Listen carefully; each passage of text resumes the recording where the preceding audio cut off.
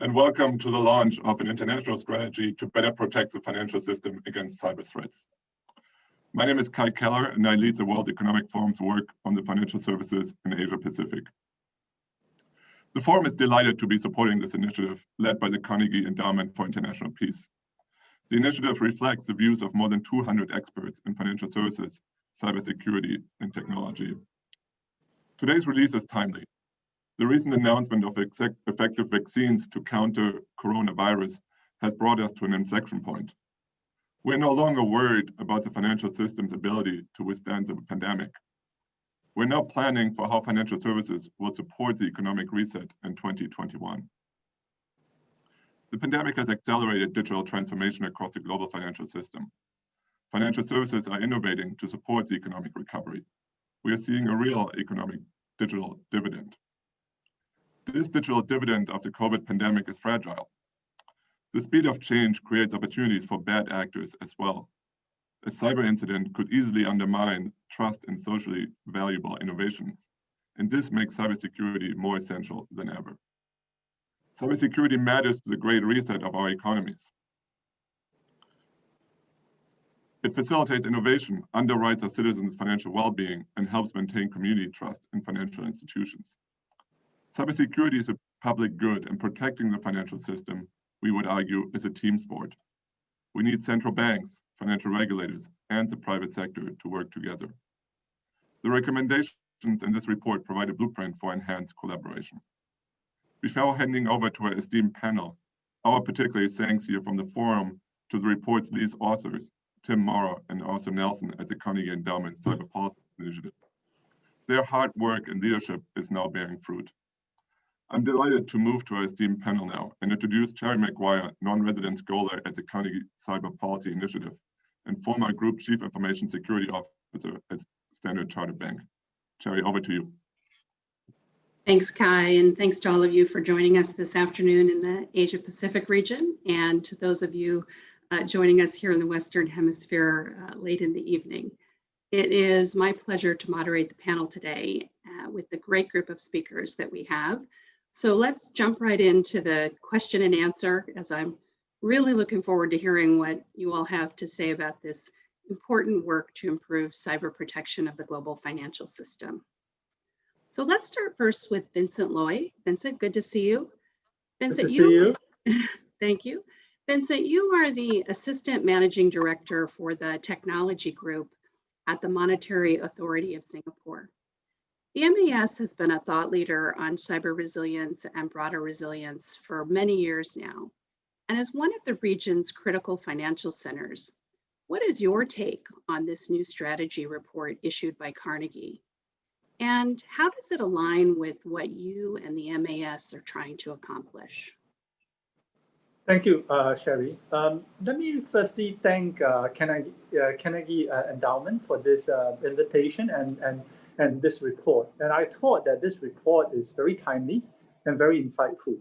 For the first time, we have actually a formal document that articulate all the very important issues that we talk about internationally, regionally, and also in Singapore as well.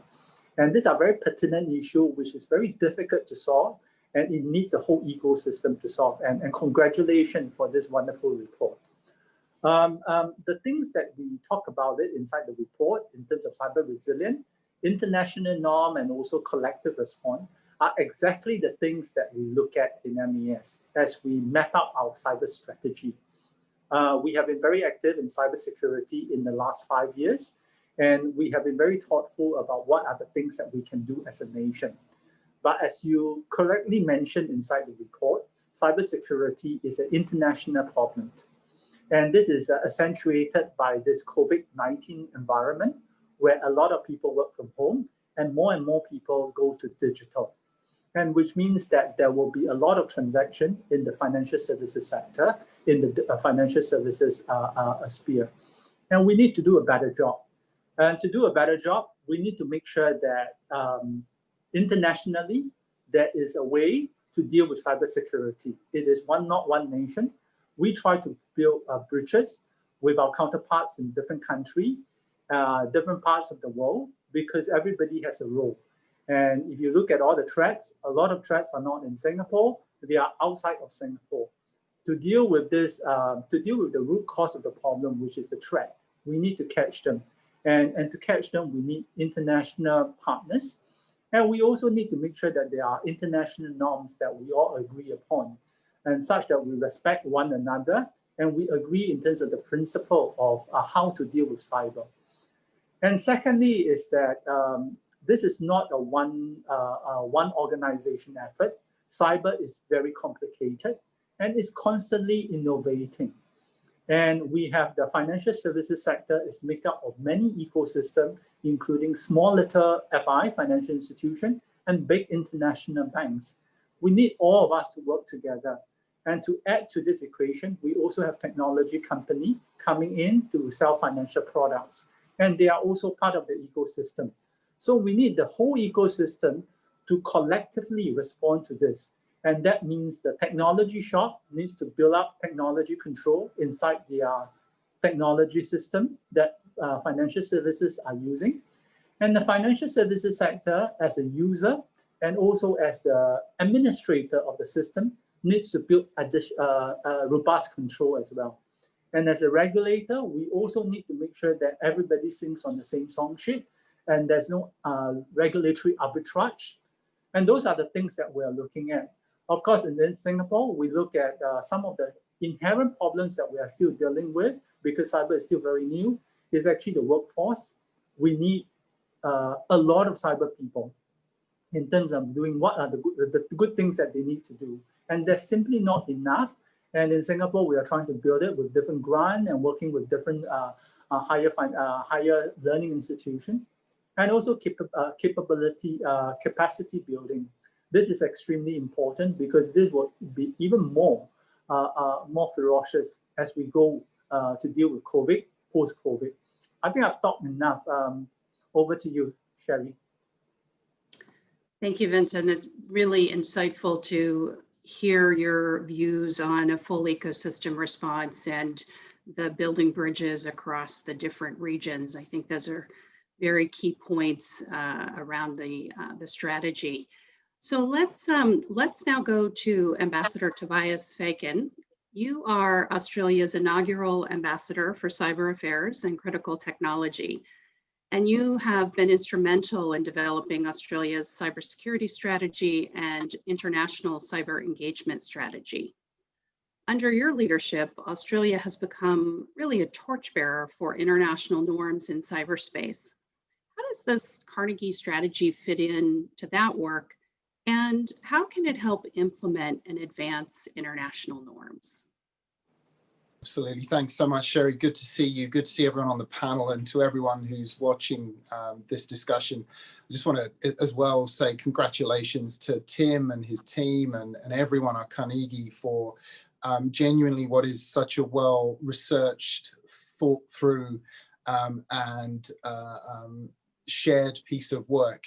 It really is that kind of multi-stakeholder approach that we talk about so much in government. And certainly I think that's one of the strengths of this report and where it can add value, the fact that it is so broadly consulted across financial sector, government, NGOs, and you'll see that in the report. And I think that's a fantastic benefit of the report, which will give it strength when it's taken into the international arena to, if you like, add to the normative discussion that's already been taking place for quite some time.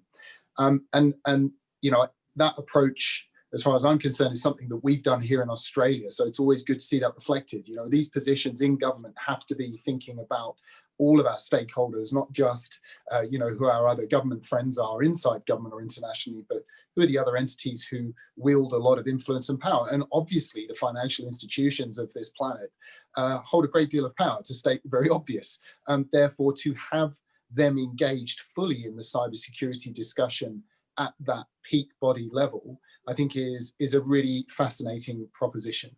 Now, one thing I really like in the report, and something that I can also identify with in terms of Australia's approach, is this idea of being norm entrepreneurs, or being just entrepreneurial in the way that we talk about these issues. And it's about pushing the envelope, pushing the discussion further than where it may have been when we started. And you're kind enough to refer to some of the work that we did back in 2017. I might say we're next week going to launch an updated strategy here in Australia. But one of the key elements of that is, well, how do we push further than many countries have already been prepared to go in terms of explaining what our approaches might be to international law, how we're actually going to do the practical nuts and bolts of implementing norms that are being given to us at the UN, where we've all agreed to these norms, but sometimes it's difficult to translate those into practical pathways. And again, that's something that's very clear in the Carnegie report, is that practical implementation side, which is always so important when you're running at 1,000,000 miles an hour inside the very senior levels of the banking world or in government. Having this kind of inward feed of great thinking from outside is excellent to be able to pick up and run. So I think that's where this report's going to add value. It's setting the example. It's the entrepreneurial effort to drive the conversation forward, and really setting the example of where can the financial sector really begin to drive this conversation. And just the final thing I'll say in terms of that is that this is also about governments being flexible in listening to these reports and bringing in other parties to the conversations they have. And certainly something that we felt strongly about is making sure that we're talking about financial institutions in some of our interventions at the UN, which I'm pleased have been referenced in this report amongst a number of other countries. But we need to feel more flexible in doing that to help everyone realize out there that this cybersecurity conundrum is never going to be solved by governments alone. So the report's awesome. I can't wait to get into the discussion more. But I think from me, that's enough for now. I'm looking forward to hearing what everyone else has got to say. Thank you, Sherry. Well, thanks for that. And I love that that concept of being a norm entrepreneur and really pushing the envelope of what's possible with regard to international law. It's great to hear that perspective. So now let's go to Jason Whitty. Jason, you are the Global Chief Information Security Officer and member of the Global Technology Operating Committee at JPMorgan Chase, one of the largest and most systemically important banks in the world. From where you sit, why is an international strategy necessary, and how could a global financial institution like JPMC really help champion its implementation? Jason? So first off, let me thank Tim and team as well. I really appreciated the ability to participate in this and help with some of the thought leadership and connecting various components together. So really appreciate that. And certainly have a tremendous amount of respect for all of the research and time that went into this report. And it is incredibly timely to have this release now, as we're sort of going into a new year and new cycles around the world. Wanted to make two major points here. The first is that there is no concept of distance in cyber. Cyber threats have no borders, but yet responses to cyber threats and risks are largely national or individual. And so because of the financial sector's cross-border and interdependent nature, an international strategy is absolutely necessary to holistically consider all of the actors involved and seek policy harmonization and international cooperation. As the strategy pointed out, individual governments, financial institutions, and technology firms can't possibly protect the sector if they work all on their own. So we have to have a collective response, and really appreciate all of that being called out in the strategy. The second thing that I really wanted to just say is JPMorgan Chase has been championing policy harmonization efforts globally for multiple years now. We believe the best way to do that is to utilize international standards created through the collaborative processes. The financial sector's cyber profile is a cyber risk management tool that industry created, which allows an organization to diagnose cyber risk and apply relevant standards and best practices to appropriately manage that risk. The profile synthesizes the best cyber practices from industry as well as regulators in different jurisdictions. JPMorgan and about 150 other banks have already adopted that tool. The more that we can get standardization across regulation or across international standards and implement those at all institutions, whether large or small, the more that we are going to be able to protect the overall financial ecosystem. Great. Well, thanks, Jason. I think the conversation around policy harmonization is one that we could probably spend a couple of hours on, but I know there's significant conversations happening around that, and certainly the cyber risk profile that you mentioned is one that I would echo, encouraging those on the watching the discussion today, if you haven't reviewed that within your own financial institution, to really take a look at it. It's an excellent tool that I think most organizations can benefit from. So now to Valerie Abend. Val, you are the Managing Director and Global Financial Services Security Lead at Accenture. And before that, you served as the Senior Critical Infrastructure Officer for the U.S. Department of Treasury's Office of the Comptroller of the Currency. So drawing on your unique experience, how prepared do you consider the financial system to be for a major incident, especially in the wake of the pandemic that we are all in the midst of? And what from the strategy do you think is most important to improve the current state of readiness? Well, I'm gonna start by saying something that everyone here has said, and there's a reason why we're all saying it, which is thank you to the Carnegie Institute, and thank you to all of my colleagues here today and the others around the world who work together to build this incredible piece of work. And honestly, the piece of work is just the beginning, right? It's actually a call to action for a lot of work to come. And I think it shows a number of things, the power of so many great minds coming together. And then obviously the existential importance of that. And I have been, as many of all of us here today have been, at different vantage points of this important issue over the past several decades. And we are seeing a groundswell of support and energy and effort across great minds, from public and private to nonprofit, all coming together to address the state of security and resilience across critical infrastructure, and particularly in financial services. And I remember when I first joined this group, and I was just so incredibly impressed, not only by the caliber of the people, but the forthcoming way in which they all talked with each other collaboratively to get this important piece of work done.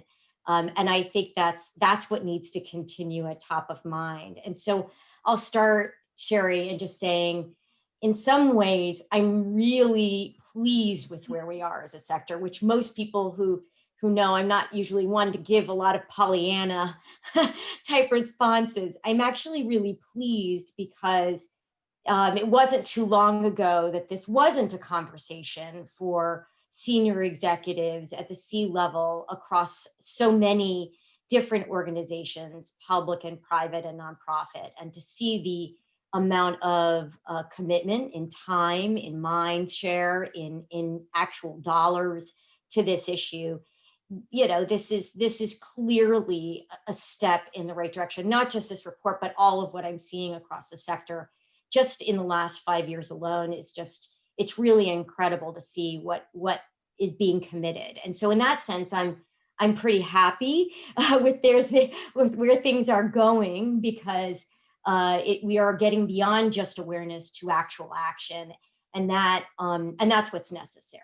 And so in that sense, I feel a little bit better than I used to when I first maybe arrived into this world of security and resilience across the sector.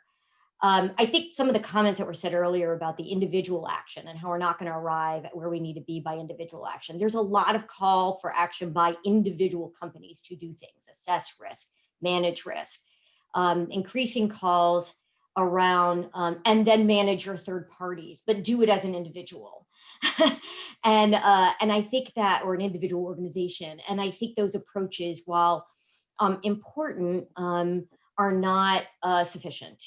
And so the collective action aspects around what we describe in this report is, I think really, really important going forward, because what we see from the pandemic is we're really good in a crisis as a financial sector. If I look at the crises that I personally had to be involved in, from natural disasters to terrorist attacks to financial crises that I also managed when I was at the Treasury Department, and to large-scale cyber attacks, we work really well together when the crisis hits, and we make sure our systems remain highly available.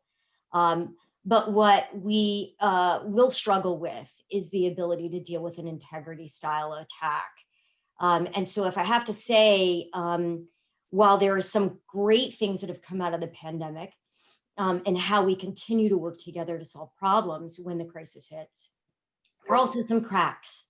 And those cracks are important to look at and to learn from in these moments. How do we not have it be Herculean is one of them, but the fast pivot to the cloud, which is talked about in the report, the use of the cloud and what it means for the financial sector and what we need to do collectively to harness the benefits while also managing the risk, I think is a really important aspect of what's in here. And I think there is more work to do. I think the integrity of data, while there are some good things in efforts around sheltered harbor and other types of activity, which are also mentioned in this report, are good steps.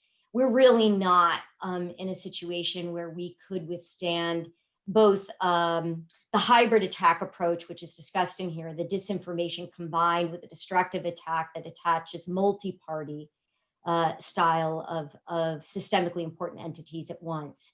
And that would be something that would undermine the trust of the financial sector and go to the integrity of the data, which would be very difficult to come back from. So in that sense, I want to see us do more. It's discussed in the report, and that would be the thing that I think is really important, is how would we in a collective response be able to deal with an integrity style attack? Thanks, Val. I think that's a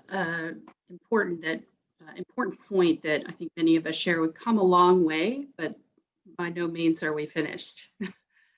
And I think this, as you said, the report really focuses in on all of the additional work to be continued on.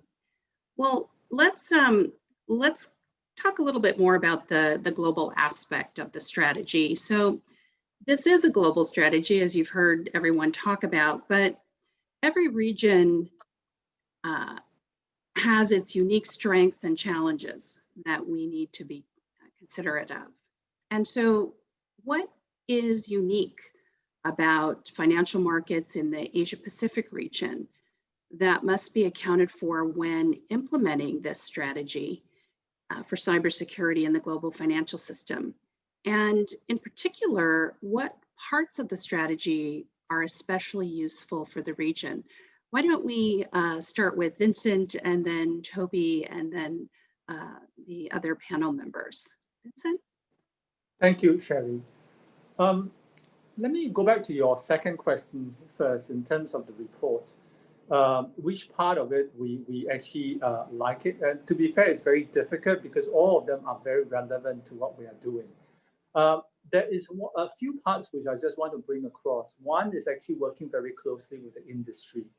This is something that I'm very passionate about because we are also cognizant as a fact that as MES, while we do good work, there is a limit in terms of how much we know because of the number of people we have. And also in terms of the number of people that we can have, and also the budget that we have in terms of innovating, knowing what's out there. And those are the things and that's why it's very important we work with the ecosystem. And the ecosystem includes financial institution, expert, and also government agency around Singapore, and also country outside of us. Just for example, in terms of skill set, we try to challenge ourselves in terms of what is it that we do not know in Singapore, because we have all the global banks in the world in Singapore. So what we have is that we have a global cybersecurity advisory panel, which some of you are in, that advise us on a yearly basis or throughout the whole year in terms of what are the things that we need to look at. And all of them come from different parts of the world. This gives us a bird's eye view, view in terms of what is on the ground in different parts of the world that we need to be aware of. And that is very important in terms of sensing what is out there. We also know that we don't have all the investment money like JP Morgan, Citi have. And that's why we need to work with the whole ecosystem in terms of dealing with some of the more important issues. Some of them include information sharing, include capacity and capability building. A lot of banks are doing wonderful things in terms of capability building. They buy the best technology, they have the best people. And how do we, as a small regulator, make use or work with them to understand what are the threats out there? So we work very closely with FSISAC. We have them located in Singapore to serve this region, because this is a diverse region with many, many intricacies in terms of different countries. And all of them have their own way of doing things. And all of them have their political master to deal with, and also the uniqueness in terms of financial institution. So we have this FSISAC that focus on financial services in Asia Pac. And that will make sure that the intelligence that we receive are actionable, and so that everybody benefit from it. And last but not least, we are also trying to find a way to work with FI, financial institution, in terms of some of the core capabilities that it is better to build as an industry. And then after that, using this coalition of willing and expert and actually circulate it around throughout the whole region and also in Singapore. And as Valerie mentioned, cloud is a very important issue to us. And it is multidimensional because you have security risk, you have concentration risk, and you also have over-reliance risk as well. And then on top of that, you have data risk. And those are the things that we need to deal together. As Singapore alone, we cannot deal with, we can talk to the vendor, but we are not going to have as big impact if we work together with the FI and also regional regulator as well. So those are the things that we are really, really passionate about. And those are the things that the report has particular resonate with us in MES. Over to you, Sherry. Ambassador, do you have any comments on region specific? Yeah, absolutely, Sherry. I think, look, let me reflect on that. So I don't work in the financial sector, so I couldn't tell you specifics about the financial sector, but what I can tell you that's very marked in our region is the, I'll describe it around 3 different areas. Firstly, the overarching theme is the variability of capability and connectivity in our region. We're dealing with countries which stretch the Asia Pacific from some of the world's most developed, hyper-connected countries anywhere on the planet, all the way down to some of the least connected societies, where digital journeys are really only in their beginning steps, relatively speaking. So there's an enormous variability across the region, and that stretches across a few different areas. So let me just break that down. Firstly, from a policy point of view, and goes to the point that was made in some of the opening remarks, and this coherence of policy, it's very difficult to find that in our region because there is such a range of national level policy approaches to cybersecurity and interpretation of how cybersecurity is delivered, that being able to make suggestions of how that should be done across the region, whilst excellent and should be every effort made, I imagine there would be a few bumps in the road because of the variability of legislative approaches and across our region, depending on which country you're dealing with. Then there is the fact, the connectivity piece itself, low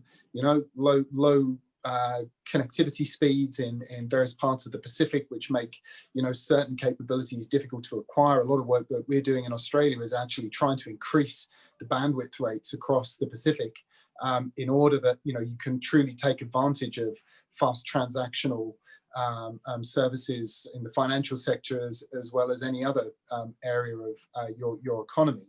And then I think the third part that I would talk about is, well, then that requires capacity building to assist. because with that variability, there are some institutions that won't be at anywhere near the levels to be able to implement cybersecurity requirements that would be taking place in some of the top tier banks. And certainly, we do a certain amount of work with some of the, the central banking groups across our patch to try and help them with the cybersecurity levels, awareness, and some of the technical approaches that they have. And as you'd well imagine, there are, again, huge disparities between that and what you would find in the more hyper-connected parts of this region. So I think it's that variability piece in our region which makes, consistent, coherent, multi-nation approaches very difficult, not impossible, but very difficult to implement. Thank you. Val or Jason, did you have anything you wanted to add? Well, I would just say, I think that the Monetary Authority of Singapore has done an excellent job is sort of being an example of how you can move quickly to mature not just the capability of the sector, but really also the capability of the financial authorities. And it's such a diverse region, as I think the ambassador was pointing out. I mean, diversity in terms of language, diversity in terms of their financial systems and how they work. There's such an APAC encompasses so many countries. And what works is what I think the ambassador was alluding to one is not going to work in all, but there are some lessons that I think you can take from what MAS has done. And there's the alarm in my house, so I apologize. I'll go on mute, but yeah, I think that's something that I think other countries can do. Thanks, Val. Jason? Yeah, just to add to that a little bit.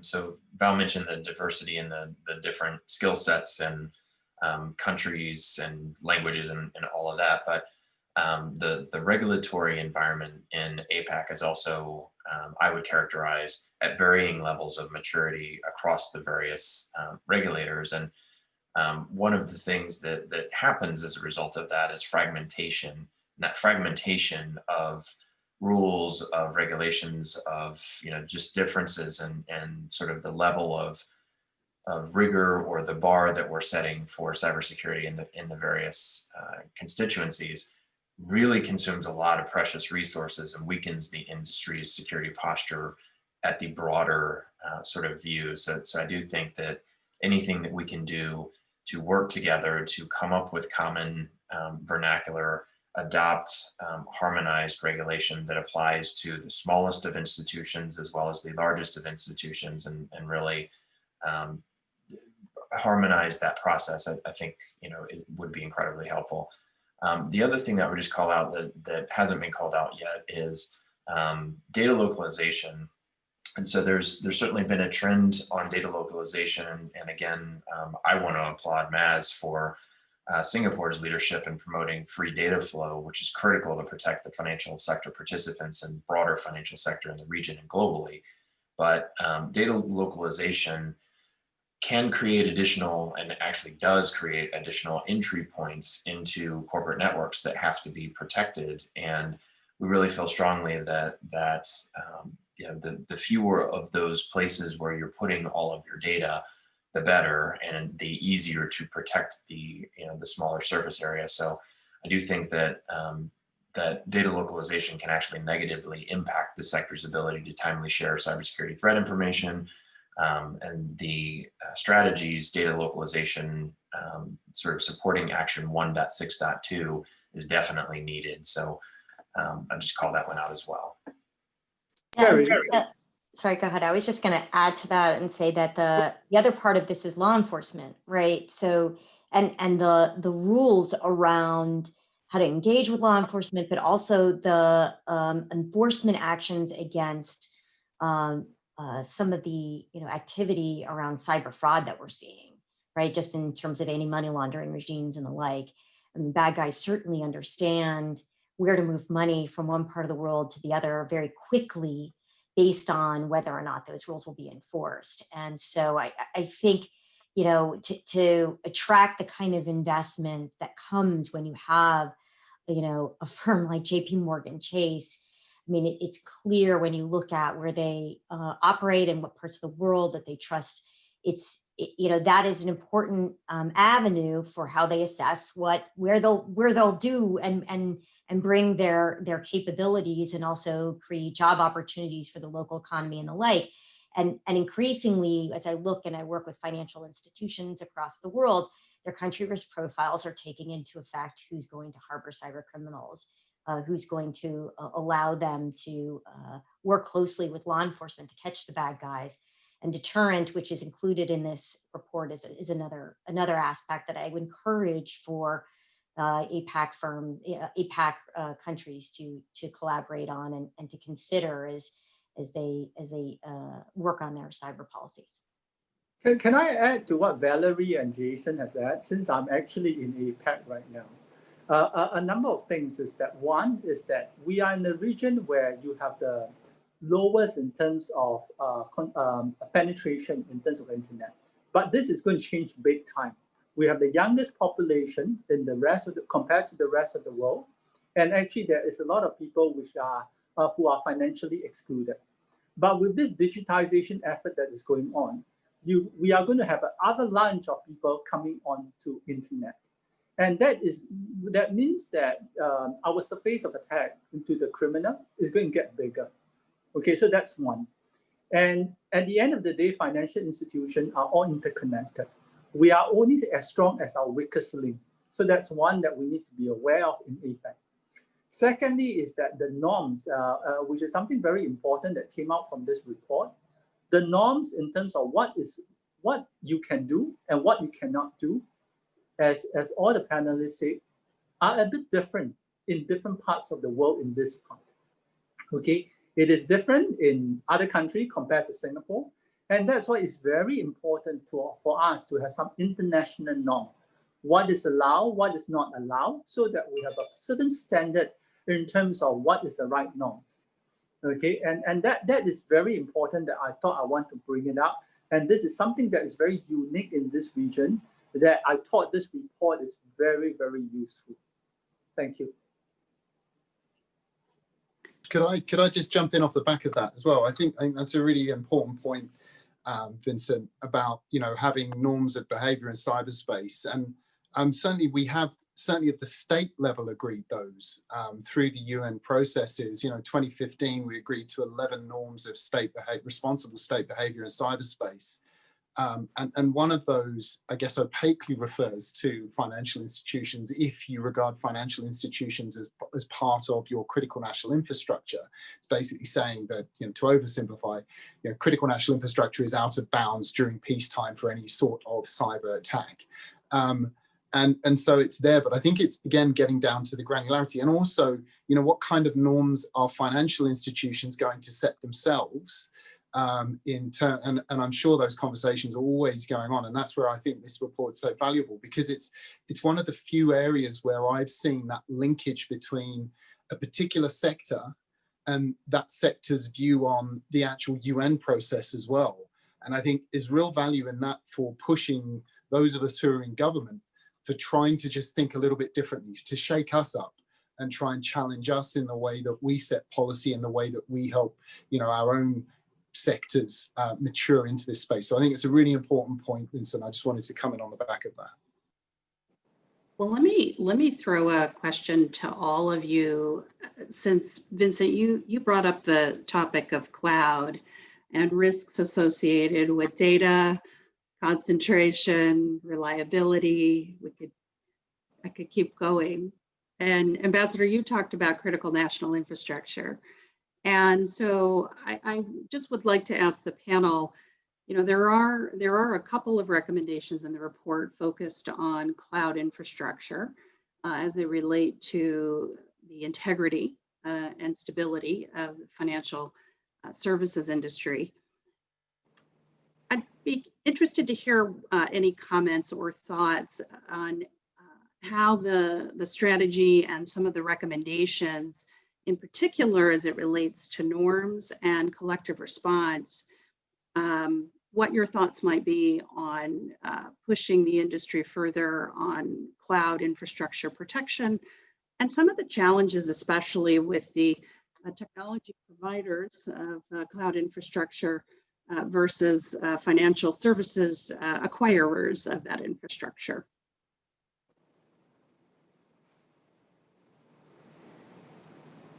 Hey, Jason? yeah, I'll go first. So multifaceted answer to this, but I would argue that the modern software platforms are more securable than legacy ways of thinking about the hardware and software architecture that we would then sort of bake security into or bolt security onto. The level of automation, the level of telemetry, the level of monitoring, the level of visibility that you get with some of these modern software environments is pretty incredible. So, you know, given the right standards, given the right configuration, and given the right balance of the shared responsibility model in the cloud, which is very important to understand in of itself, in that the customer is responsible for a portion of the security configuration of their workloads, and the provider is responsible for the another section of the security. Once you get that right balance, and I think that as the report and the strategy calls out, there could be a huge benefit to using cloud providers that do have a sort of standardized way of configuring things, or giving customer solutions that are configured in a certain way that does comply with all of the right control standards and practices that they wouldn't have otherwise known themselves or been able to build themselves as a small institution or even a medium-sized institution. So I think there's a real balance there of sort of being sort of worried about quote unquote new technology versus really recognizing that some of the new technologies actually have quite a tremendous positive benefit if they're configured correctly, and if things are thought through in the right way ahead of time. Configuration, always configuration, right? Ambassador? Sherry, I think, as you'd expect me to, I'm going to come in on the recommendations in Pillar 2. I think there's some really good, robust recommendations there for government and the private sector. Certainly countries referring to, I think it's around recommendation 2.2, yes, countries should be more forward-leaning. They should be putting out there into public recommendations on how they view international law. Again, something we're very passionate about here in Australia. We've done that 3 times now. Others should just keep doing that. It's the only way we're going to make some progress from a state-based point of view. It should be a very practical discussion. We should be talking about how we can implement some of these esoteric sounding norms. And again, that's where this report's helpful, because it provides pathways of how you implement norms in particular sectors, and especially look at the importance of these norms to critical infrastructure, which again does very well. We support that absolutely. And also in terms of 2.4, I really like that. Sorry, I'm being very specific, but obviously everyone who's listening should go and delve into all of these recommendations. They're great.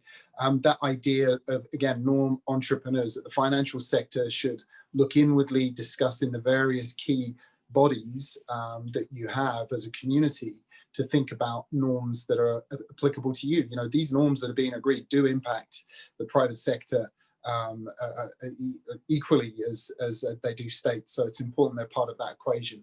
In the third section around deter and respond, as we would phrase it here in Australia, but it's about that, how do we respond to the adversary? Certainly I think you will face in implementing some of those recommendations a little bit of difficulty from states, but the ethos behind it, the idea that we are all in this game together. Vincent said it, team sport, only as strong as our weakest link, is ideal. We've put into policy as well that, in our deter and respond piece and policies, we want to work with the private sector and work out how we can work with them to deter adversaries and respond to them. So I think, some really strong recommendations there that we can take forward. So again, I think that you'll get a lot of interesting debate back and feedback from other states when they look at those recommendations and to see how they can implement them with you. Sherry, in terms of cloud, let me go back to cloud. I think cloud is part of the problem, but it's also part of the solution, to be fair. Okay, there are a lot of capability in cloud, that actually they are even better than some of what FI can afford themselves as well, especially for the smaller FI. So I think there is a role for cloud to play, but you go back to what is written inside the report. It is actually collaboration with FI. Basically, is that we need to bring them to the table to have that discussion in terms of what are the things that can help us and what are the things that we are concerned about and what are the things that they need to do better. And MAS, we as a regulator, we see cloud thing in a systemic. FI will deal with cloud vendor in a one-to-one basis. For me as a regulator, I look at things in a systemic basis. And that's why in MAS, we have the cloud risk management framework that we apply to all cloud providers. The other thing that we also needs to be cognizant of the fact is that for cloud, at the end of the day, all of us need to work together, because is that cloud will have a big role to play in financial services. It is probably something that we cannot change, and they will be part of the ecosystem, and we need to bring them as close as possible to help us to solve some of the problem. And you go back to one of the problems that I think, Sherry, you actually alluded to, is actually on configuration management. When it comes to cloud, a lot of problem in regards to configuration management. And why is this a problem? Is because the capability in terms of managing cloud is actually at the moment, I think, is unbalanced. It is more in terms of the cloud provider. A lot of capabilities are there. They are not being, there is not enough capability outside of those cloud service provider. We need to build capability building is what you've written inside the report. We need to build this capability in the private sector as well, so that the user will be as capable as the provider. And then there will be a discourse, and there will be a sort of a agreement in terms of where do they want to pitch it at the end of the day. Over. Yeah, I agree, Vincent. And I actually would say to those points around capability in the cloud, when it comes to whether it's the smaller financial institutions or the less developed part of the world, they are going to have haves and have-nots. And unless we enable these institutions and the other parts of the world to harness what the cloud has for them, then they will be in the have-not category, because in order for them to compete with the digital landscape that you eloquently pointed out in the future of where financial services is now and is going, the cloud is going to be the way that they provide those services to the next generation. And so I'll follow the ambassador's lead and say that recommendation 1.5 is the one that I think is super important here when it comes to the cloud, because and I like it was very balanced, assess both the benefits and the risk. And Vincent is 100% right. The thing that is the biggest blocker is the capacity of talent and knowledge and skill in the space. As Jason pointed out, automation will help us in that, but you still have to have the ability to understand how to apply that automation. And that will, if we do the automation correctly, will help manage that configuration risk down. But I like the recommendation around joint exercises, so that when it does go bad, we all know who's responsible, who's accountable, how are we going to act. So much good comes out of the joint exercises that we've been doing in the financial sector for decades. And we should continue to expand on that and bring large SaaS providers in addition to the CSPs, and really think about how we work together to address this problem. So. Right. Well, it sounds like the cloud recommendation 1.5. There actually are other recommendations that could have been written in financial inclusion, capacity building, and workforce specific to this area. So that's certainly a good call out that more work to be done there as well. Well, let's go to our final closing question. And this question is for everyone. So based on our discussion today, what do you consider to be the most important recommendations from the report? And what do you see as the report's biggest strengths? I think you've talked about some of those throughout the discussion. And what are your top 3 priorities for the implementation of the strategy? And I want to just call out for all of the participants today, there's 32 recommendations and 44 supporting actions. So there's a lot in here to choose from. And, maybe you could pick 3, just for purposes of being more condensed. Thanks. Why don't we start with Jason first? Hey, Sherry. So I think it's pretty clear from some of the other comments that I've made, and I won't dwell on it. Policy harmonization is probably our first one, in particular, like recommendation 1.1.1, having the FSB create a common baseline framework for the supervision of cyber risk management. We think that would help the collective cyber response in a tremendous way, and really help to really scale how we think about cyber controls globally. The other second thing I would call out is Pillar 3, collective response and operational collaboration, and in particular recommendations 3.1 and 3.2, that governments should look to align resources, capabilities, and authorities to support private sector-led efforts like things like the FSARC, rather than create duplicative structures internally. We feel like private sector-led collaborative efforts like that enable analysis of systemic cyber risk in a way that's just not possible by any one individual firm or one specific government agency. And then my third one would be cybersecurity workforce. We've all mentioned it here, but Pillar 4, in particular, recommendations 4.3.1 through 4.3.3, there is a huge shortage of cyber talent, and we think that there should be secondment programs that are explored. Private sector going and doing government work, government sector coming and doing, sitting with the private sector. Any of those forms of secondments or arrangements we think are incredibly beneficial. I could even envision doing things like that with tech companies coming into the financial services sector, or tech companies going into government, or government going into the tech companies. Any of those sorts of things help with the knowledge sharing, and we're certainly going to need more of that as we go on. But the last thing that I would just say in the cybersecurity workforce is we really do need diversity of thought. And so making sure that the workforce is not only available, but has a very high degree of diversity in the workforce itself, we think that'll enhance the outcomes and improve the cybersecurity of the sector. Great. Vincent? I think you're on mute. I had to say that at least once during this session. Sorry. To be fair, I have talked a lot about in terms of what are the things that I really think this is very beneficial.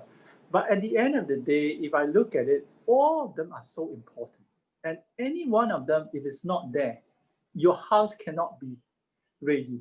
Because, and I thought that your picture inside your diagram, there's a house, or overarching recommendation with a house, is so appropriate. Actually, all of them are so important. And without any one of them, the house will not be there and nobody can stay in the house. And that's a problem with cybersecurity. It is so difficult to solve. All the elements needs to be there. And I just want to call out the thing about workforce. Workforce is probably one that is very difficult, but that is going to be entrenching, and that will decide the future of how we deal with cybersecurity. Unfortunately is that we don't have enough workforce, and this workforce that we need will be the one that help us to plan going forward. However, if we don't have one now, it is very difficult to plan going forward.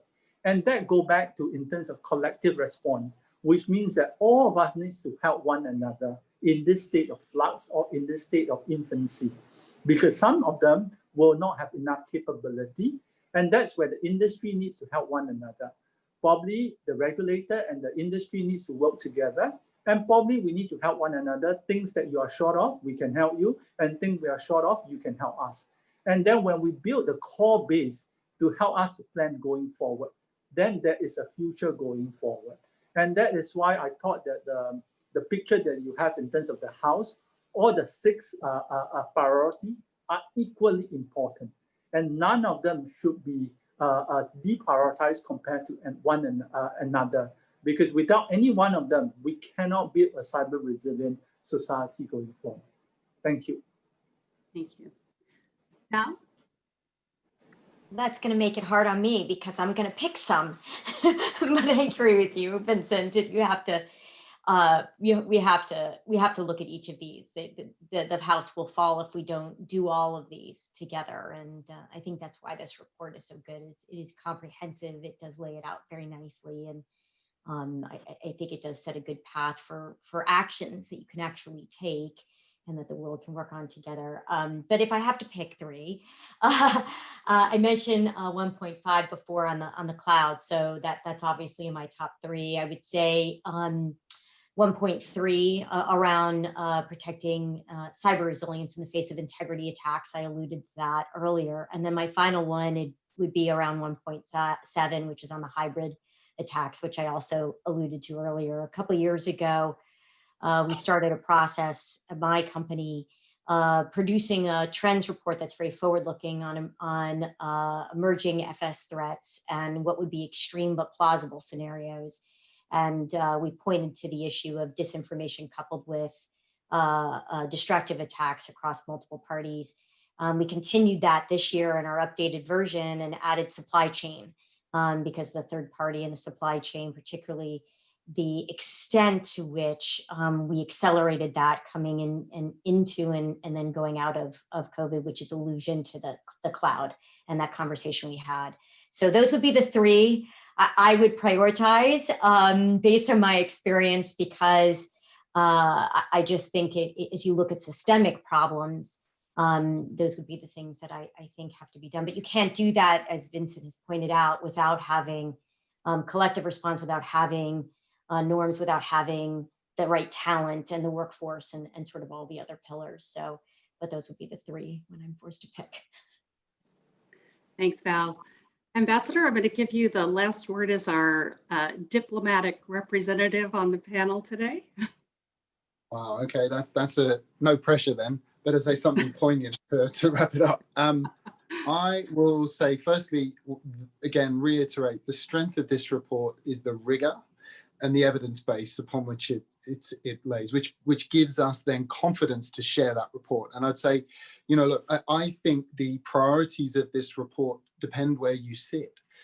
It's fascinating just hearing the range of all of us speaking about what we focus in on. And, you know, obviously my eyes are drawn into the normative part of this and the recommendations around norms, but that might not feel quite so important if you are actually in the middle of a CSOC delivering cybersecurity for a financial institution, but it still impacts the work that you do. So I think, you know, it'd be really important in the implementation of this to make sure that it's shared with various different parts of the government system, because I could imagine that parts of this would be really interesting to the operational community here in Australia, you know, the more technical sides of this, which certainly I will then go and share off the back of, this report now being produced. So there's a range of it. You know, if I was to think about every bilateral conversation I have in the region, in the world, one of the top three issues that's ever discussed, and this is not giving away anything secretive, is workforce. Everyone's scratching their head.